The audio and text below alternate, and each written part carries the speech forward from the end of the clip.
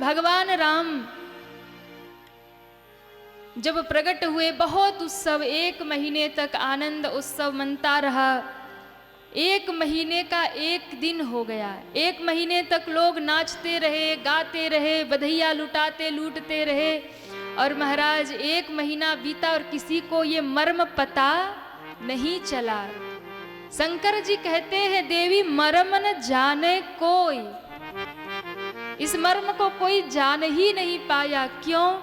जब जीवन में आप आनंदित होते हैं ना, जब खुशी का समय होता है, तो समय कब बीत जाता है पता नहीं चलता। और दुख हो तो थोड़ा सा भी समय पहाड़ सा लगता है, महाराज बीतता नहीं। और आनंद का क्षण हो तो कितना भी लंबा समय हो वो बीत जाता है। अयोध्या में तो जब आनंद कंद भगवान, जो आनंद सिंधु सुख राशि, आनंद कंद भगवान ही जहाँ आ गए हो, फिर वहाँ के आनंद की व्याख्या कौन करे महाराज। मानो आनंद के समुद्र में आज बाढ़ आ गई हो पूरे अयोध्या में। सारे अयोध्यावासी प्रसन्न हैं। और बाबा जी कहते हैं, देवी मुझे क्षमा करिएगा। माता जी ने कहा क्षमा करिएगा यानी? बोले मैंने आपसे एक चोरी किया। और देखो भोले बाबा के जन्म में ना शंकर जी भी बड़े खुश हुए। और इतने खुश हुए कि अपने मन में जो एक बात छुपा रखी थी, खुशी में वो बात बाहर निकल गई। देवी मैंने एक चोरी किया। माता पार्वती ने कहा, हे भगवान, बाबा आपने चोरी किया? दुनिया के जीव चोरी करे तो बात समझ में आता, आपने शिव होके चोरी किया। कौन सी चोरी? शंकर जी ने कहा, और एक कहाँ हूँ नीच चोरी, और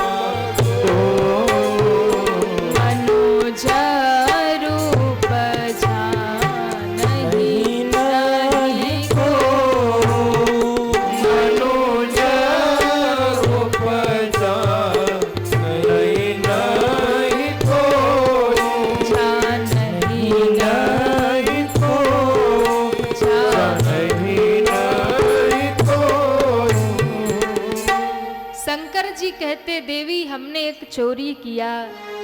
पार्वती जी ने कहा, बाबा क्या चोरी किया? शंकर जी कहते, सुनो गिरजा, हे माँ, हे गिरजा सुनो। माँ भवानी को कहते हैं, देवी जब राम जी का जन्म हुआ ना, और अयोध्या वासियों ने जय जयकार किया, बोल राम लला सरकार की जय हो। मेरे कानों में आवाज पड़ी, मैंने कहा कहाँ जय जयकार हो रही? तो शंकर जी ने देखा कि अयोध्या में क्या हो गया। बोले वही पार ब्रह्म परमात्मा जो जगत का पालन करने वाला है, वो बेटा बन के आ गया। तो शंकर जी ने सोचा अब लाला आ गए, भगवान आ गए, ये तो मेरे इष्ट देव हैं। शंकर जी के इष्ट देव कौन है? कहा बाल रूप के जो भगवान हैं। जब जब वो भगवान कृष्ण बनते हैं तब तब गोकुल दर्शन करने जाते हैं, और जब जब वो भगवान राम बनते हैं तो मेरे भोले बाबा अयोध्या दर्शन करने जाते हैं। क्योंकि बाल रूप को ध्याते हैं शंकर भगवान। बंदऊ बाल रूप सोई रामू, बाल रूप में भगवान की पूजा करते हैं। क्यों? शंकर जी कहते देखो, बड़ा आदमी अगर गुस्सा हो जाए तो मनाना थोड़ा मुश्किल होता है, हाँ मानेगा नहीं जल्दी, बुद्धिमान है ना। लेकिन छोटा बच्चा अगर नाराज हो जाए तो 2 चॉकलेट पकड़ाओ, 2 खिलौने पकड़ाओ, खुश हो जाएगा। शंकर जी ने सोचा अगर बड़े वाले राम जी की पूजा करूंगा, क्या पता कभी गुस्सा हुए तो मना नहीं पाऊंगा, लेकिन अगर छोटे लाला रहेंगे तो फिर 2 टॉफी दूंगा, अपने आप ही खुश हो जाएंगे। इसलिए शंकर जी ने कहा मेरे इष्ट देव आ गए, मेरे प्रभु आ गए, दर्शन करने जाऊंगा। बड़े खुश हुए। सुबह सुबह ही दौड़े महाराज, जाके शमशान से उठाया राख और ले करके जल्दी जल्दी मुंह में हाथ में सब जगह लगाने लगे, जटाओं में लगाने लगे, जटाओं को बांधने लगे। मैया पार्वती दूर खड़ी खड़ी देख रही है, आज इतने खुश क्यों हैं? जब शादी था तब तो सजे नहीं, गढ़ों ने जबरदस्ती पकड़ के सजाया, और यहाँ बोले आज कोई विशेष बात है महाराज। पक्का भोले बाबा कई अच्छी जगह जा रहे, क्योंकि बड़े तैयार हो रहे। अब भाई आदमी खुशी से जब कहीं जाता है तभी तो सजता धजता है। तो माता पार्वती ने जाके पूछा बाबा कहाँ जा रहे? शंकर जी ने देखा पीछे पार्वती खड़ी है। जैसे तैयार होके खड़े हुए निकलने को हुए, पार्वती जी ने कहा बाबा कहाँ जा रहे? शंकर जी ने मन ही मन सोचा हे भगवान, अभी राम जी का दर्शन हुआ नहीं, पहले ही टोका टाकी शुरू हो गई। फिर सोचने लगे अगर बता दूंगा कि राम जी का दर्शन करने जा रहा तो ये भी पीछे लग जाएगी। तो शंकर जी ने कहा देवी कहीं नहीं, बस ऐसे ही। नहीं नहीं बाबा कहीं तो जा रहे। शंकर जी मन में सोचे एक बार कथा सुनने ले गया तो कथा नहीं सुनी, राम जी का दर्शन कराया तो कहा ये कैसे भगवान जो रो रहे हैं, और इस बार अगर फिर राम जी का दर्शन कराने ले जाऊं तो इस बार तो छोटे से लाला हैं और छोटा बच्चा तो रोता ही रहता है, फिर कहीं उनके मन में ना आ जाए कि ये कैसे भगवान जो रो रहे हैं। शंकर जी ने सोचा जो भी हो जाए पर पार्वती को नहीं ले जाऊंगा, इसलिए बहाना कर दिया। बोले देवी नीलगिरी जा रहा, काग भुसुंडी क्या जा रहा? माता ने कहा अच्छा अच्छा। माँ को तो ऐसे कह के निकल गए। तो पार्वती जी ने कहा बाबा आप अकेले अकेले ही दर्शन करने चले गए, हमको नहीं ले गए, अकेले गए। शंकर जी ने कहा अकेले थोड़ी गया था, फिर आपके साथ कौन गया? काग भुसुंडी संग हम दो लोग गए थे। कौन कौन?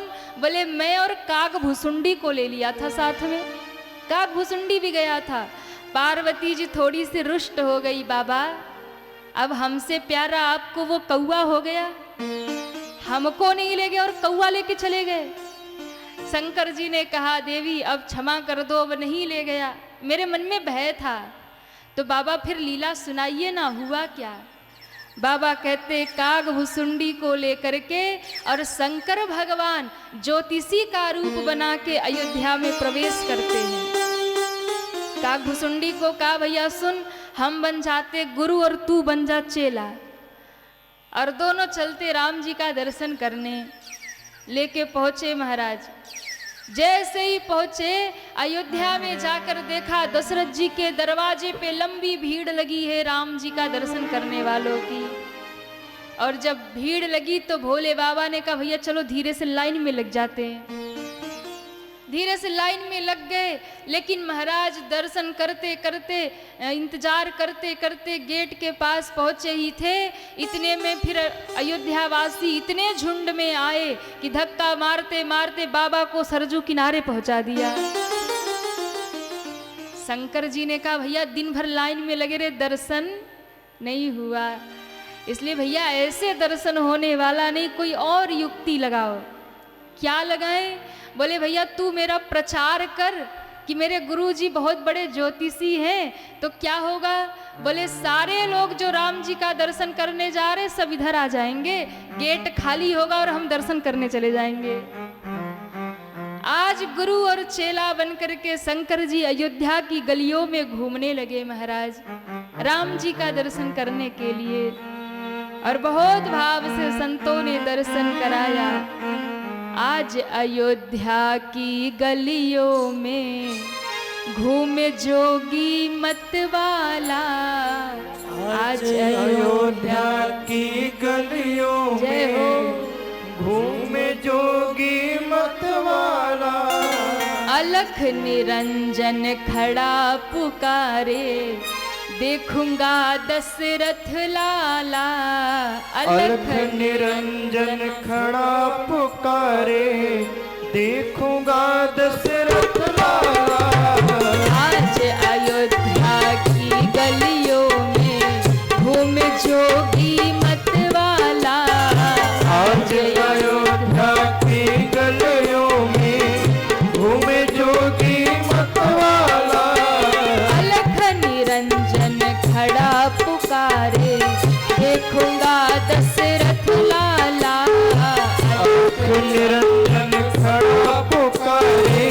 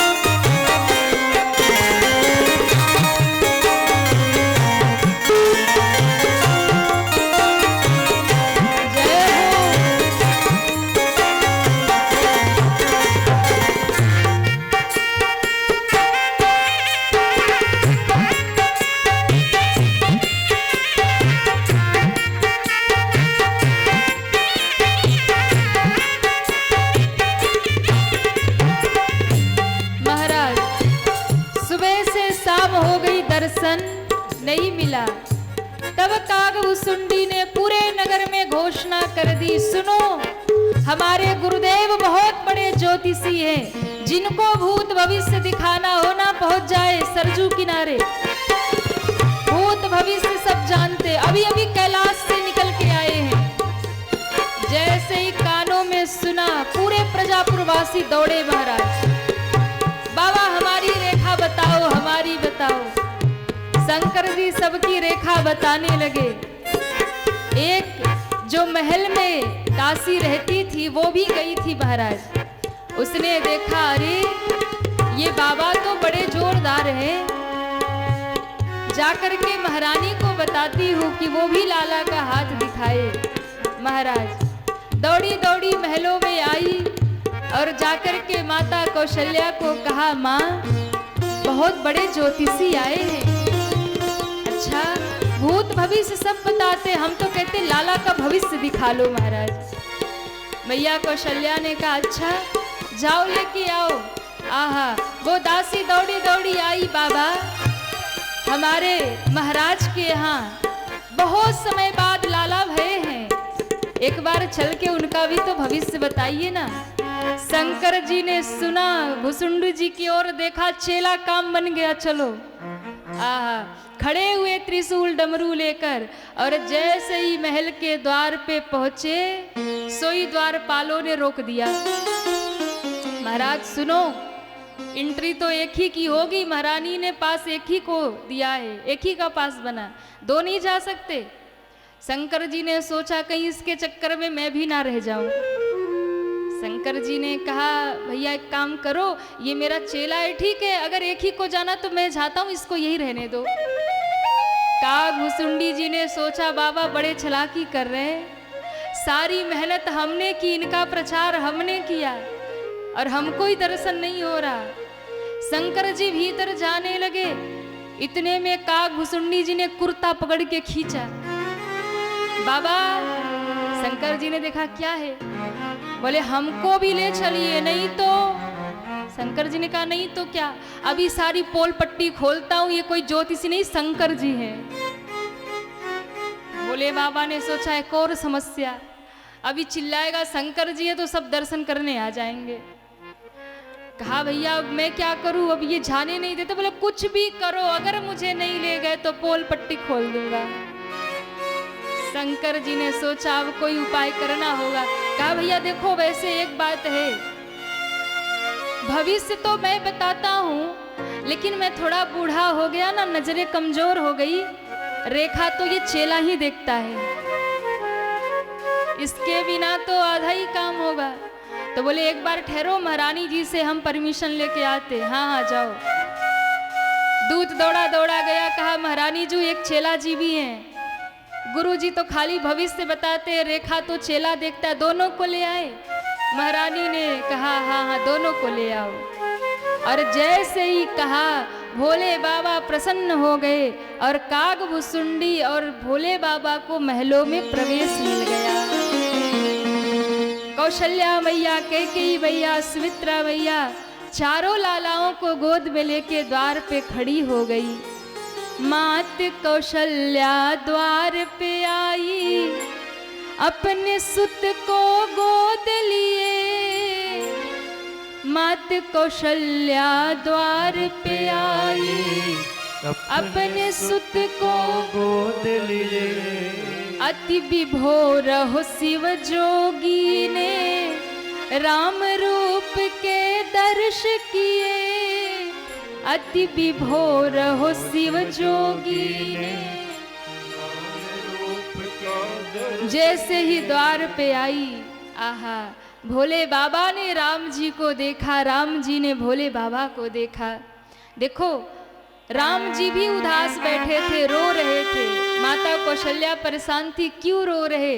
लेकिन जैसे ही आज राम जी ने भोले बाबा को देखा ना, सो रोना धोना बंद हो गया और खिलखिला के हंसने लगे महाराज। जब खिलखिला के मेरे प्रभु हंसे, भोले बाबा दर्शन करके विभोर हो गए। माता कौशल्या ने देखा, ये बाबा तो बहुत जोरदार लगते हैं। अरे इनको देखते ही मेरा लाला खुश हो गया। कहा बाबा एक काम करिए ना, कुछ ऐसा करिए कि मेरा लाला फिर कभी ना रोए। शंकर जी ने कहा माँ अगर चाहती हो ना तुम्हारा लाला ना रोए, एक बार अपने लाला को मेरी गोद में पकड़ा दो। माता कौशल्या ने कहा ना बाबा, आप इतने सांप बिच्छू लटकाए हुए हो, मेरा लाला डर जाएगा। माता कौशल्या को भयभीत देखकर शंकर जी ने कहा माँ ये लाला कोई साधारण थोड़े है जो ये छोटे मोटे सांप को देख के डरेगा, फिर ये तो 100 मुख वाले महाराज शेषनाग पर शयन करने वाले हैं, ये तो शेष सैया पे सोने वाले, ये क्या डरेंगे। गोद में लिया, रामलला का दर्शन किया, और जब रामलला का दर्शन किया धन्य धन्य हो गए भोले बाबा। कहा बाबा हमारे लाला का भविष्य बताइए ना, कैसे होंगे, जीवन में कुछ ऐसा वैसा तो नहीं है ना। तो शंकर जी ने बहुत प्यारी प्यारी कथा सुनाई, आपका लाला ऐसा होगा, बड़ा मर्यादा पुरुषोत्तम होगा, बड़ा पराक्रमी होगा, प्रतापी होगा। मैया सुन सुन के खुश हो रही, वाह वाह वाह वाह। माता कैकेयी ने कहा बाबा ये सब छोड़ो, ये बताओ कि लाला का ब्याह कब होगा। माताओं को होता है ना कि कब लाला का ब्याह हो जाए। कैकेयी मैया कहती है बाबा ये बताओ ना मेरे राघव का ब्याह कब होगा। बोले होगा ब्याह लेकिन थोड़ा सा विघ्न आएगा। कैसा विघ्न? बोले साधु बाबा आएंगे और लाला को ले जाएंगे। मैया रोने लगी, बाबा अगर दक्षिणा कम पड़ दी हो तो बताओ और दे दूंगी, पर ऐसा मत कहो हमारे लाला को बाबा जी ले जाएंगे। अरे मैया सुन तो, बाबा जी ले जरूर जाएंगे लेकिन जब लौटाएंगे ना तो लाला अकेले नहीं आएगा, उसके साथ में बहू भी आएगी। मैया हंसने लगी, तब तो बढ़िया है। तब बाबा बताइए ना बाबा जी कब आएंगे। बोले लाला को बड़ा तो हो जाने दो, अभी तो इतना सा है, अभी कहाँ से बहू लाएगा, बड़ा तो होने दो। आहा, माता ने कहा तो बाबा बहू आएगी। हाँ हाँ बड़ी सुंदर सी बहू आएगी। अच्छा फिर उसके बाद क्या होगा। शंकर जी वनवास की भी कथा कहने जा रहे थे कि महाराज जब बहू आएगी फिर तक तो ठीक है, लेकिन उसके आगे राम जी ने सोचा ये बाबा जी अभी अगर कह देंगे कि वनवास होगा तो वनवास तो जब होगा तब होगा, मैया अभी से रोने बैठ जाएगी। अब राम जी रोके भी कैसे, बोल तो सकते नहीं छोटे से लाला। तो नन्हे से जब गोद में लिया था तो शंकर जी की लंबी लंबी दाढ़ी नीचे तक। राम जी ने सोचा एक ही उपाय है। बाबा जी कहने जा रहे थे मैया तेरा लाला जब ब्याह करके लौटेगा घर उसके बाद ये होगा। इतने में राम जी ने दाढ़ी खींची। ओ बाबा, बाबा ने देखा क्या है प्रभु। बोले इसके आगे कुछ ना कहिए। क्यों? बोले इसके आगे अगर कह दोगे तो जब जो होगा होगा, लेकिन अभी मैया रोएगी, इसलिए जो लीला है उसे गुप्त रहने दीजिए। भोले बाबा को जब संकेत मिला तो भोले बाबा ने कहा मैया अभी छोटा है ना तो ब्याह तक की ही रेखा बनी है, आगे की बननी बाकी है। तो फिर कभी आऊंगा तो इसके आगे की कथा सुनाऊंगा। और ये दर्शन करके भोले बाबा धन्य धन्य हो गए। बोलो शंकर भगवान की जय हो। मात कौशल्या द्वार पे आई, अपने सुत को गोद लिए, अति विभोर हो शिव जोगी ने राम रूप के दर्श लिए। चले सुमिरत राम नाम को, कैलासी काशी वाला, अलख निरंजन खड़ा पुकारे, देखूंगा दशरथ लाला। ओम नमः शिवाय, हरि ओम नमः शिवाय, ओम नमः शिवाय, हरि ओम नमः शिवाय, शिवाय। ओहो हरि ओम नमः शिवाय,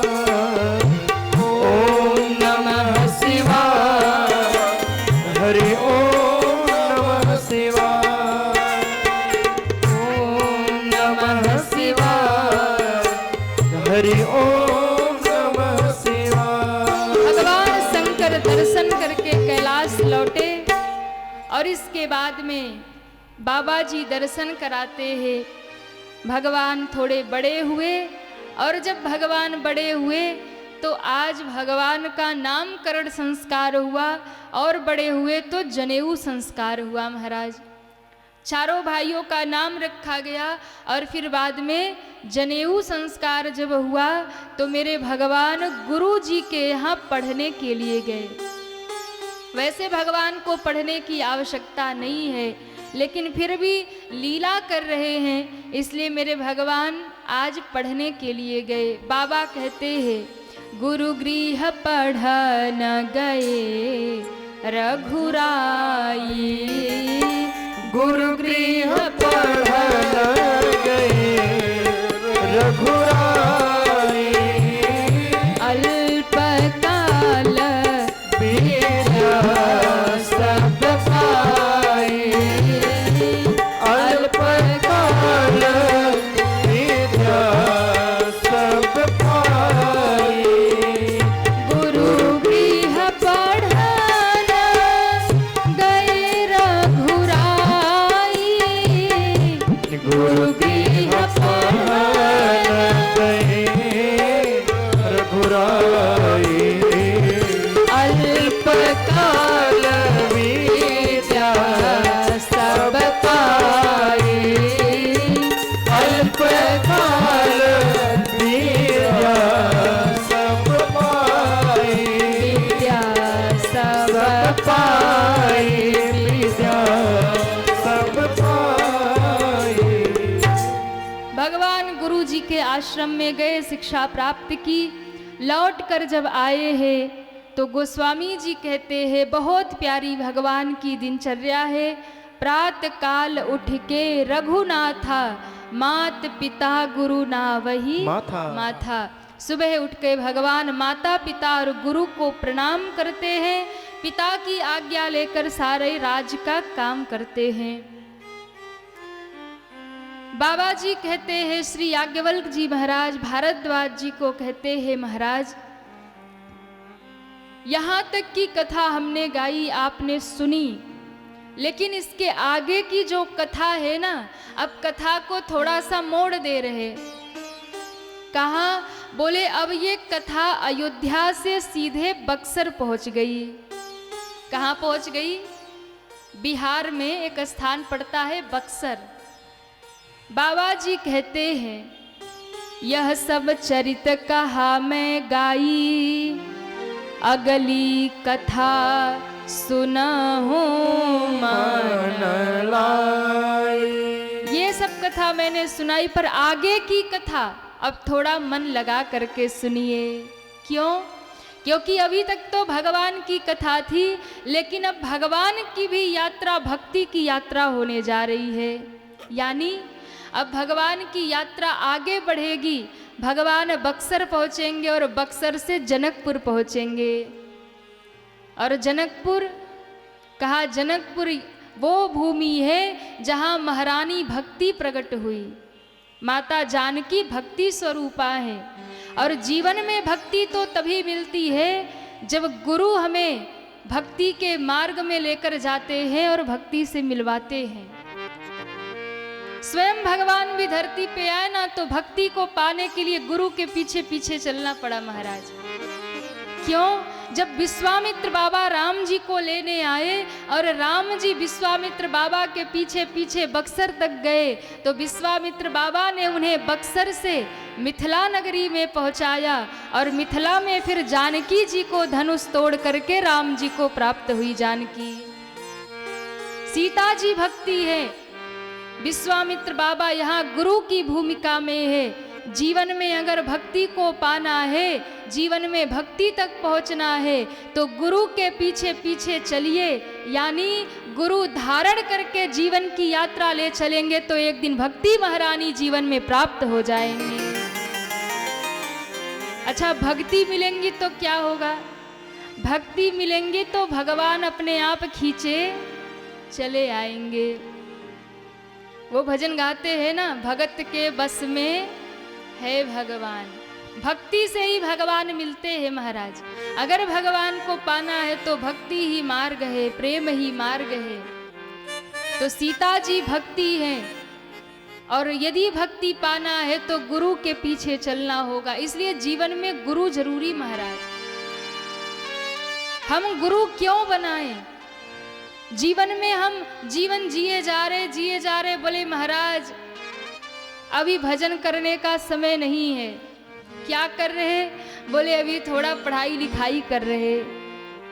पढ़ाई लिखाई पूरी हो गई, बोले अब भजन कर लो। बोले अब भी भजन करने का समय नहीं। फिर अभी तो नौकरी कर रहे, खूब पैसा कमा रहे।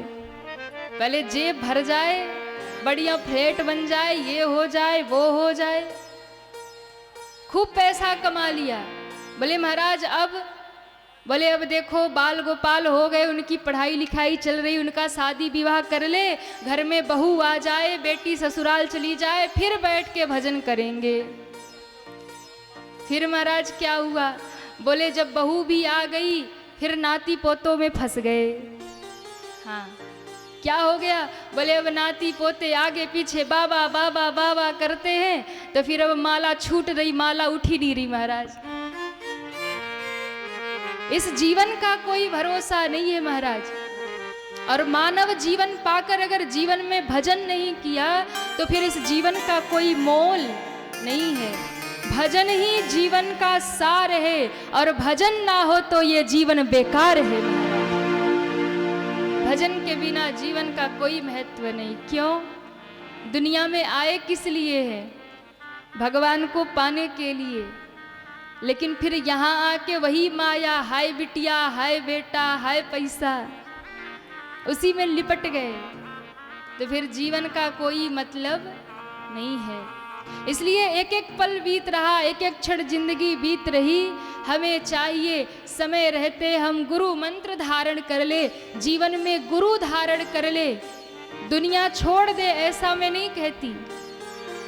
दुनिया चलती रहे, दुनियादारी करते रहो, पैसा खूब कमाते रहो, सब काम करते रहिए, लेकिन साथ ही इस जीवन की सार्थकता तब है जब समय रहते ही जीवन में गुरु बना लीजिए और गुरु मंत्र के द्वारा भजन करते हुए मुक्ति तक की यात्रा कर लीजिए महाराज। यही जीवन का सच्चा मार्ग है। नहीं तो फिर अंत समय में भजन होने वाला नहीं है। जो लोग सोचते हैं ना कि बुढ़ापे में भजन करेंगे, बुढ़ापे में भजन करेंगे, बोले महाराज सारे दांत टूट गए, कहेंगे राम तो निकलेगा लाम। हाँ, अपना शरीर नहीं संभाला जाता, फिर गुरु मंत्र को क्या संभालेंगे। इसलिए अगर जीवन में भगवान को प्राप्त करना है, भक्ति को प्राप्त करना है, तो समय रहते जीवन में गुरु धारण हम कर ले। गुरु जब गुरु मंत्र देता है, गुरु जब हमें मंत्र देता है, भगवान तक पहुंचने का मार्ग देता है, और हम संसार का कर्म करते हुए भजन करते रहते हैं, हमारी पूंजी इकट्ठा हो गई रहती है भगवान के पास। दुनिया में तो बहुत बैंक बैलेंस बनाया, लेकिन भजन का जो बैलेंस है ना, वो जब भगवान के पास रहेगा तो फिर चिंता की कोई बात नहीं। कभी भी बुलावा आ जाए, हंसते हंसते चले जाएंगे महाराज, रोने धोने की बात ही नहीं है। इसलिए इस जीवन का जब कोई भरोसा नहीं, और जब इस जीवन का कोई भरोसा नहीं, तो हम जीवन में गुरु मंत्र धारण कर ले। फायदा क्या होगा? जब गुरु मंत्र पास में रहेगा ना, तो मौत कभी भी आए महाराज, कभी भी बुलावा आ जाए, कभी भी हम चले जाएं, भजन नहीं भी कर पाए तो कोई बात नहीं। क्यों? अगर गुरु मंत्र साथ में रहेगा, गुरु का नाम साथ में रहेगा, वही हमें भवसागर से पार कर देगा, वही भवसागर से पार करेगा। जाना है राम की नगरिया हो रामा, सवेरे सवेरे सबको जाना है, तो क्या करें? जाने से पहले गुरु का पीछा पकड़ लीजिए, जाने से पहले मंत्र पकड़ लीजिए, ताकि जब वहां जाएं तो राम जी को भी मुख दिखा पाए कि महाराज केवल दुनिया में ही नहीं लिपटे रहे, आपको भी याद करते रहे। जाना है राम की नगरिया हो रामा, सवेरे सवेरे जाना है राम की नगरिया हो रामा, सवेरे सवेरे जाना है राम की नगरिया हो रामा, सवेरे सवेरे जाना है राम की नगरिया हो रामा, सवेरे सवेरे। जरा उठाइए दोनों हाथों को, हरि बोल। जय हो।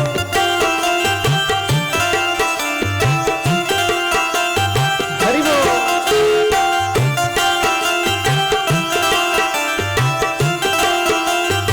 श्री हरि।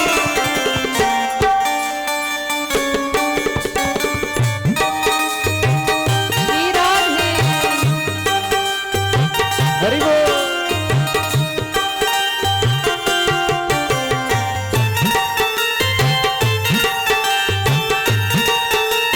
जय हो।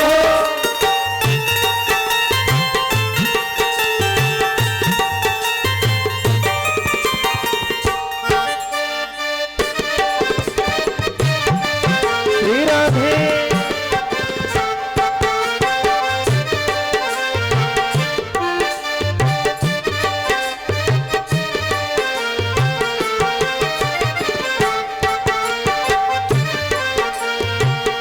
और भगवान के धाम जाना है तो क्या करे? मन के लगा के चला, हरि गुण गाते चला, मन के लगाते चला, हरि गुण गाते चला, मन के लगाते चला, हरि गुण हरि गाते बोल चला, हरि गुण गाते चला, मन के लगाते चला, हरि गुण गाते चला, मन के लगाते। चला, हरि गुण गाते चला। क्या होगा? तबली है राम जी खबरिया हो रामा, तबली है राम जी खबरिया हो रामा, सवेरे सवेरे जाना है राम की नगरिया हो रामा, हरि बोल। सवेरे सवेरे जाना है राम की नगरिया हो रामा, सवेरे सवेरे सवेरे सवेरे सवेरे सवेरे सवेरे सवेरे। मन के मनाते चला, हरि गुण। कैसे जाएंगे? मन के मनाते चला, हरि गुण। क्या होगा? तबली है राम जी खबरिया हो रामा, सवेरे सवेरे अरे जाना है राम की नगरिया हो रामा, सवेरे सवेरे। इसलिए जाग जाइए और भगवान के भजन में लग जाइए महाराज। एक दिन तो राम जी के यहाँ जाना है, तो जाएं तो कैसे पूरी तैयारी के साथ जाएं। इसलिए जीवन में गुरु धारण करिए, भजन को धारण करिए और दुनियादारी करते रहिए। शरीर दुनिया को दे दीजिए, इस शरीर से दुनिया का काम करते रहिए, पर मन ठाकुर के चरणों में लगा दीजिए, भव से बेड़ा पार हो जाएगा। गुरु के बिना कोई भगवान तक नहीं पहुंच सकता। बाबा कहते हैं, बक्सर में एक महात्मा रहते हैं जिनका नाम है विश्वामित्र। विश्वामित्र महामुनि ज्ञानी, बस अभयाश्रम जानी राम सिया राम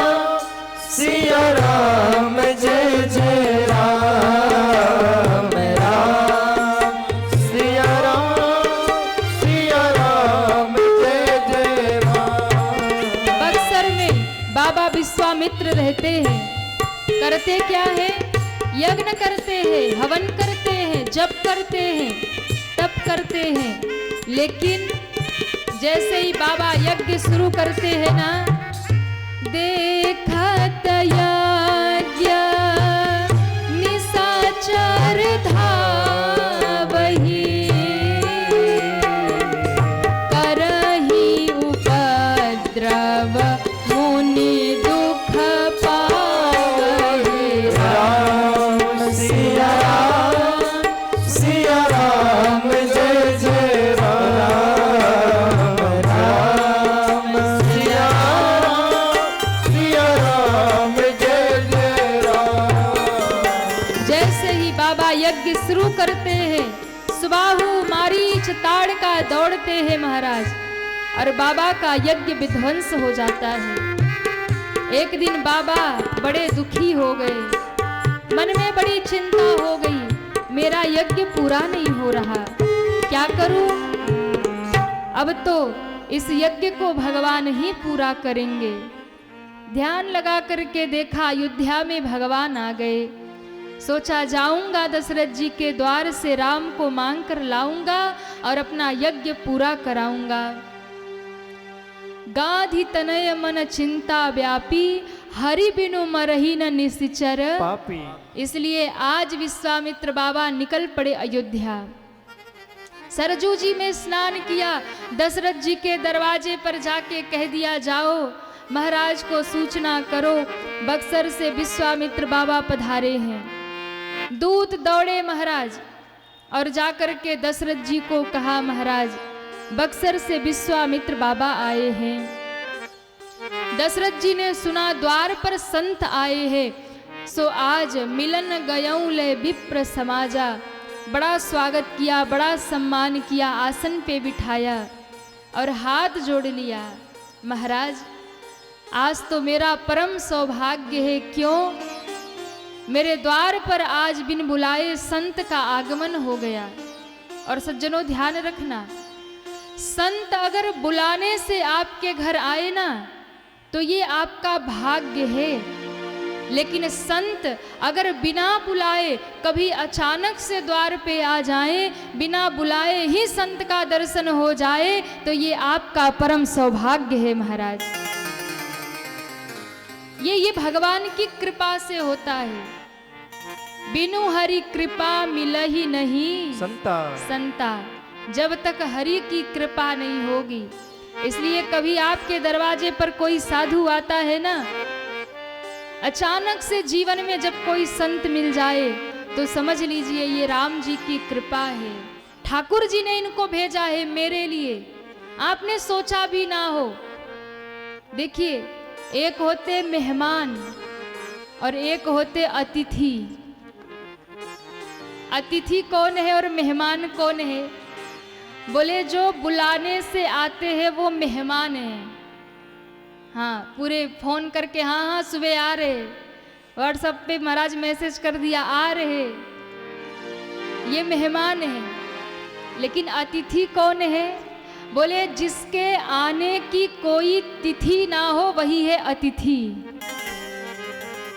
जम के बजाओ, ऐसे ऐसे कर रहे हैं,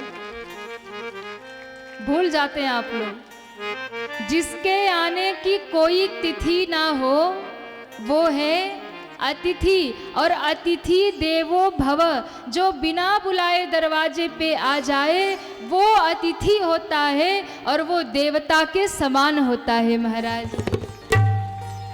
और अगर बिना सोचे बिना बुलाए कभी साधु द्वार पे आए तब तो कहना ही क्या। मानस में दो चीजें हैं महाराज, बड़े ध्यान से सुनिएगा। एक तो कहा गया कि पुण्य पुंज बिनु मिलहि न संता, और एक कहा गया बिनु हरि कृपा मिलहि नहीं संता। तो पुण्य पुंज बिनु मिलहि न संता, पुण्य के पुंज से संत मिलते हैं, एक बात। दूसरी बात, हरि की कृपा से संत मिलते हैं। किसी ने कहा महाराज ये गोस्वामी जी ने बड़ा उलझा दिया है क्या? एक और तो कहते पुण्य, जब पुण्य का पुंज उदय होता है तब संत मिलते हैं, और एक और कहते जब हरि की कृपा होती तब संत मिलते हैं। तो इन दोनों में सत्य किसको समझा जाए? पुण्य से संत मिलते हैं कि हरि की कृपा से संत मिलते हैं? कैसे मिलते हैं? सत्य क्या है? सत्य दोनों ही है, लेकिन थोड़ा थोड़ा अंतर है। जो पुण्य का उदय होता है और उस पुण्य के प्रताप से यदि संत का दर्शन होता है, जो साधु मिलते हैं वो अलग है, लेकिन जो हरि की कृपा से संत मिलते हैं वो अलग है। महाराज क्या बोले? आप लोग यहाँ आके बैठे हैं ना, आए हैं आप लोग यहाँ, हाँ या ना? आए हैं? आए नहीं हैं, बुलाए गए हैं। किसने बुलाया है? किसने बुलाया? ठाकुर जी ने। आपके जीवन का जो पुण्य है ना, पुण्य का पुंज, वो पुण्य पुंज उदित हो गया, और जब वो पुण्य उदित हो गया तो आकर के आप यहाँ राम कथा में विराजमान हो गए। जम के बजाइए कि कुछ खाया नहीं सुबह से। पुण्य का पुंज जब उदय होता है तो फिर आप संत के पास पहुंच जाते हैं। पुण्य आपको संत तक पहुंचाता है, लेकिन जीवन में जब हरि की कृपा होती है तो बिनु हरि कृपा मिलहि नहीं संता। पुण्य आपको संत के पास भेजता है, लेकिन जब राम की कृपा बरसती है तो संत आकर दरवाजे खड़ा हो जाता है। ये राम की कृपा है। विभीषण जी खोजने नहीं गए थे, भजन करते थे, भगवान नहीं मिले क्योंकि गुरु नहीं था जीवन में, लेकिन भजन करते रहे, सच्ची प्रीति थी ना। लोग कहते हैं आजकल गुरुओं पे भरोसा नहीं, कैसे गुरु बनाए? चिंता मत करना, जब कभी आपकी भक्ति परिपूर्ण होगी, ठाकुर की कृपा होगी, कोई सच्चा संत, सच्चा गुरु आपके पास स्वयं चलकर आएगा, आप स्वीकार कर लेना। महाराज विभीषण जी भजन करते थे, लेकिन भगवान नहीं मिले थे, और उस भजन के प्रभाव से राम जी ने हनुमंत जैसे संत को उनके द्वार पर भेजा, तो उन्हें भगवान का भी दर्शन हो गया। इसलिए जब अपने आप संत द्वार पे आ जाए तो ये परम सौभाग्य। दशरथ जी ने हाथ जोड़ करके स्वागत किया। महाराज क्या करना है, कैसे पधारे? कह दिया असुर समूह सतावहि मोहि, असुर समूह सतावहि मोहि, मैं जाचन आया हूँ नृप तोहि, मैं जाचन आया हूँ नृप तोहि। महाराज मुझे असुरों का समूह सता रहा है, तो आपके दरवाजे पर कुछ मांगने आया हूँ। बाबा क्या चाहिए? मैं अपने प्राण देने को तैयार हूँ। विश्वामित्र बाबा ने कहा महाराज प्राण नहीं चाहिए, फिर अनुज समेत देहु रघुनाथा, अनुज समेत देहु रघुनाथा, निशिचर बध में बसना था, निश्चर बध में बसना था, निशिचर बध में बसना था, बसना था, बसना था। महाराज विश्वामित्र बाबा ने कहा राजन, असुर समूह सतावहि मोहि, मैं जाचन आया हूँ नृपतो ही। मैं मांगने आया हूँ आपके दरवाजे पर। क्या मांगने आए हैं? अनुज समेत देहु रघुनाथा। राम को दे दीजिए। और जब सुना कि राम को मांगने आए हैं, दशरथ जी चरणों में गिर गए। बाबा, आप राम को मांगने आए हैं। चौथे पन पायो सुतचारी, विप्र वचन नहीं कहूं बिचारी। चौथे पन में बेटे मिले, उसमें से 2 का दान मांगने आगे। बाबा, कैसे दे सकता हूं? वैसे तो सब सुत प्रिय मोहे प्राण की नाई, पर राम देत नहीं बनत गोसाई। राम को नहीं दे सकता। आप उसके बदले चाहे जो मांग लीजिए, मेरी सेना मांग लीजिए, धन दौलत मांग लीजिए, मुझे मांग लीजिए, मैं अपना शीश आपको देता हूं, लेकिन राम को नहीं दे सकता। विश्वामित्र बाबा ने कहा, राजन, ना ही तुम्हारा धन चाहिए, ना ही तुम्हारा वैभव चाहिए, ना ही तुम्हारी सेना चाहिए, और ना ही मुझे तुम चाहिए। अगर मुझे चाहिए तो केवल और केवल रघुनाथ चाहिए। अभी तक मैं अनाथ हूँ, और जब रघुनाथ मुझे मिल जाएंगे तो मैं भी सनाथ हो जाऊंगा। दशरथ जी रोने लगे, राम को नहीं दे सकता। बाबा जी कहने लगे, राम को ही लूंगा। और यहाँ समस्या बढ़ गई महाराज। अब तो अगर नहीं दे राघव को तो वचन टलता है, और दे दे तो फिर दशरथ जी को दुख हो रहा। बाबा, राघव को मैं न दूंगा, राघव को मैं न दूंगा। मुनिनाथ मरते मरते, मुनिनाथ मरते मरते मेरे प्राण ना रहेंगे, मेरे प्राण न रहेंगे। ये दान करते करते, ये दान करते करते राघव को मैं न दूंगा, राघव को मैं न दूंगा। मुनिनाथ मरते मरते, मुनिनाथ मरते मरते राघव को मैं न दूंगा, राघव को मैं न दूंगा। हरि बोल।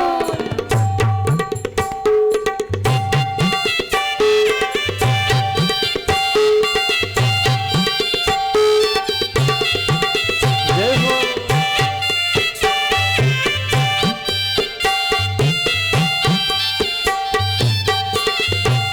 दशरथ जी कहने लगे, बाबा, राम को देकर मैं जिंदा नहीं रह पाऊंगा। क्यों? जल से अगर मछली को निकाल दीजिए तो वो जीवित रहेगी क्या? नहीं जी सकती। मैं राघव के बिना नहीं जी सकता। जल के बिना कदाचित मछली शरीर धारे, जल के बिना कदाचित मछली शरीर धारे। पर मैं न जी सकूंगा इनके बिना निहारे, पर मैं न जी सकूंगा इनके बिना निहारे कौशिक सिहर रहे हैं, कौशिक सिहर रहे हैं। सब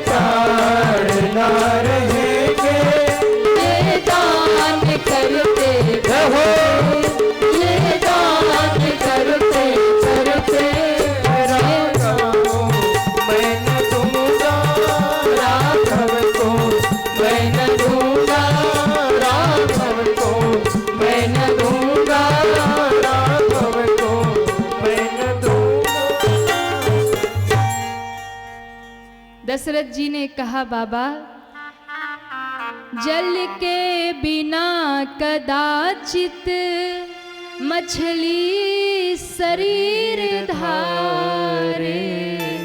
ऐसा हो सकता है कदाचित मछली को जल से निकाल दो तो जीवित रह जाए, लेकिन राम से दूर रहकर मैं जीवित नहीं रह पाऊंगा। पर मैं ना जी सकूंगा इनके बिना निहारे। महाराज आप मेरा सब कुछ ले जाइए पर राम को नहीं दे सकता।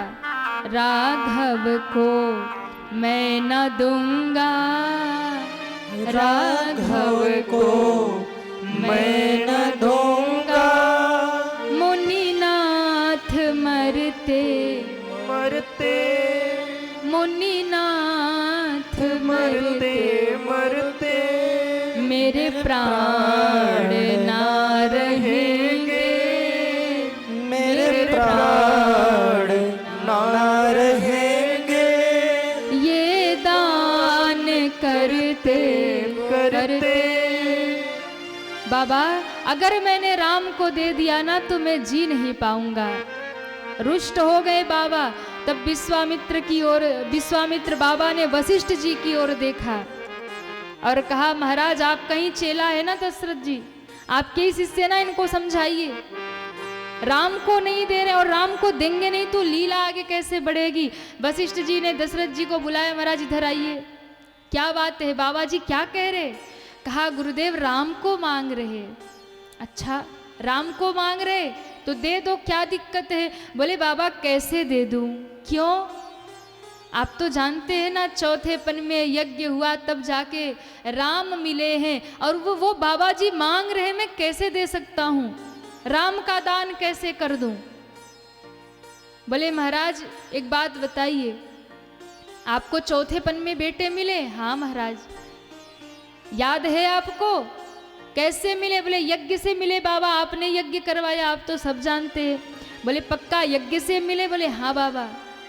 अच्छा बताओ, जिस यज्ञ से तुम्हारे पास एक भी बेटा नहीं था और 4 बेटे हो गए, आज उसी यज्ञ की रक्षा के लिए तुम 2 बेटों का दान नहीं कर पा रहे? क्या समस्या है, क्यों नहीं देना चाहते? बोले बाबा मेरा राम तो बड़ा छोटा सा है, कैसे असुरों को मारेगा? मैं सोचता हूँ मेरा राम थोड़ा और बड़ा हो जाए, ब्याह हो जाए, बहू आ जाए, फिर राम को जहाँ जाना हो जाए। ओहो दशरथ जी आपको बहू चाहिए? हाँ महाराज बहू चाहिए।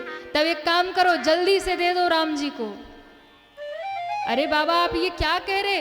बोले एक बात बताओ, राम के लिए बहू आप ढूंढ के लाएंगे? राम के लिए उसके जैसी बहू ढूंढ पाओगे? दशरथ जी ने कहा महाराज हम कहाँ ढूंढ पाएंगे। कहा देखो अगर चाहते हो कि बहू आ जाए तो राम को ला करके बाबा जी को दे दो। क्यों? मैं वचन देता हूँ राम जाएगा अकेला, पर जब लौट कर आएगा तो अकेला नहीं, बहू भी साथ लेके आएगा। राम के लिए बहू तो कोई विश्वामित्र जैसा महात्मा ही ढूंढ पाएगा। और जब जैसे ही कहा ना बहू आएगी तो कहे महाराज आप कहिए ना बाबा जी को 4 बेटों को ले जाए, 4 बहू आ जाएगी। बोले महाराज पहले 2 को तो जाने दीजिए ना, 2 को बाद में भेजेंगे। अच्छा। तुरंत बुलाया राम लक्ष्मण इधर आओ। महाराज गुरु जी को प्रणाम करवा के सौंप दिया। और आप देखिए जीवन में दिया गया दान कभी निरर्थक नहीं जाता।